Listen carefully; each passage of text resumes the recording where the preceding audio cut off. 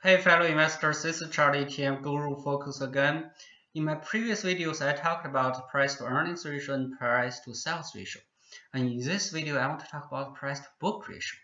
Compare with price to earnings ratio and price to sales ratio. Price book ratio measures the stock price relative to the net assets of the company.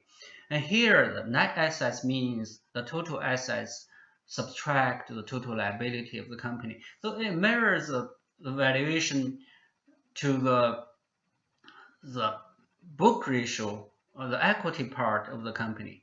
So that's why price book ratio is calculated as price divided by book.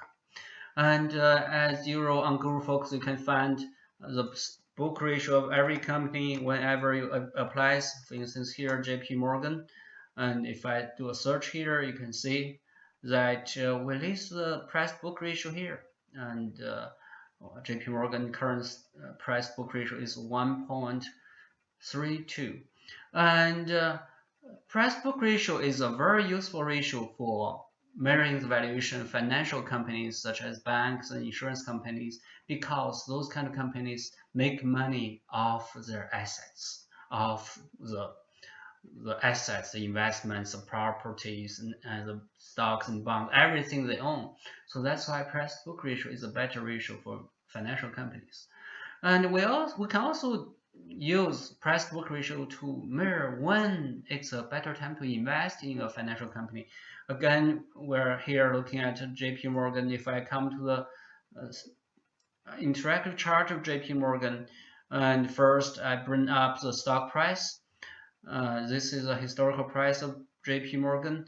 If, as usual, as we did in PE ratio, if I draw a price at median PE line here, and you can see that this darker line is implied stock price when the P ratio is at 13.24 all the time. But because the earning of JP Morgan is not stable, that's why this line is not as stable either. And if you just compare the price line and this earnings line, you wouldn't know when it's a better time to buy JP Morgan. But if I turn off this stock price at median P line, but I turn on the price at median PB line, median price book line, and we find that historically JP Morgan has been selling at a median P of 1.25 for more than 20 years. And whenever it's sold below this ratio, it's a better time to buy. When it's above the ratio, it's not a very good time to buy. And if you look at here, this is implied stock price when the PB ratio is 1.25. Whenever the stock price line is below the median PB line, it's a better time to buy, such as here in 2002 and 2009 here, and 2011 here.